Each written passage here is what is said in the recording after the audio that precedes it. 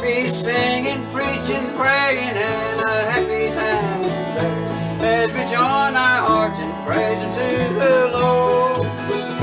And we'll give our heart to Jesus, and we'll show him a